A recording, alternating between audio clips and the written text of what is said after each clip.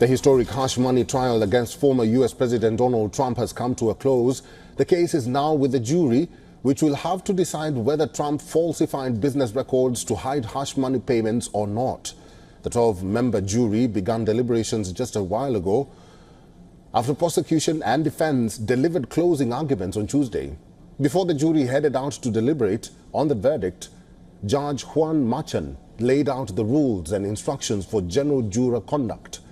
Machin also reminded the jurors that the verdict has to be unanimous. In line with legal requirement, the judge also discussed and explained all 34 counts with which Donald Trump has been charged. While making closing arguments on Tuesday, prosecutor Joshua Steinglass told jurors they would need to assess whether Trump falsified business documents to cover up a hush money payment to adult film star Stormy Daniels in the run-up to the 2016 presidential election. He further went on to say that the jurors also needed to consider broader political concerns, such as the possibility of Trump and his allies, including tabloid publisher David Pecker, undermining the election by controlling what information would reach voters. Trump's lawyer urged jurors to look past the details in his criminal trial and focus on the paperwork at the heart of the case. They also argued the jurors should not trust star witness Michael Cohen's testimony. Trump's lawyer, Blanche, said that Cohen is a convicted felon with a record of lying. He also tried to question Stormy Daniels' credibility. The former U.S. president has pleaded not guilty on all counts and denied any wrongdoing. Legal experts say that jury may reach a verdict as early as next week. Well, in customary fashion, Trump was seen addressing the media ahead of the jury deliberations. The former U.S. president claimed the charges against him are rigged. Listen in. Very, very corrupt. Mother Teresa could not beat these charges. These charges are rigged. The whole thing is rigged. The whole country's a mess between the borders and fake elections, and you have a trial like this where the judge is so conflicted he can't breathe. He's got to do his job, and it's not for me, that I can tell you. It's a disgrace, and I mean that. Mother Teresa could not beat those charges, but we'll see. Our correspondent Susan Teherani is now joining us on phone from New York. Hi, Susan. It's now up to the jurors. We are waiting for their final verdict. It's now been over an hour of deliberations. What's the mood like there as both Americans and Trump wait for the jurors to be called and judged to make the verdict?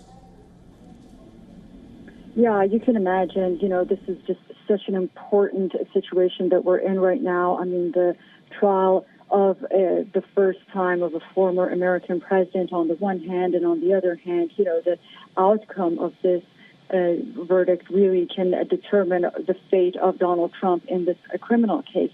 Now, the jurors have been deliberating for an hour, as you mentioned, but another key point is there's no telling how long this deliberation is going to take. Is it going to come out today? Are they going to have a verdict? I mean, it could go up to 2 weeks, which is very unlikely. But we'll have to wait and see. I do want to say that they have to be unanimous in their verdict, in their vote. Ultimately, if there is one person that doesn't agree, then that means there won't be a charge at all.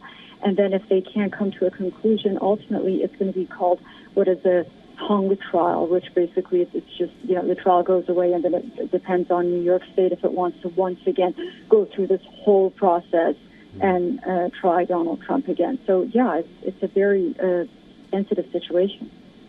Susan, we saw former U.S. President Donald Trump comment after he made his final submissions.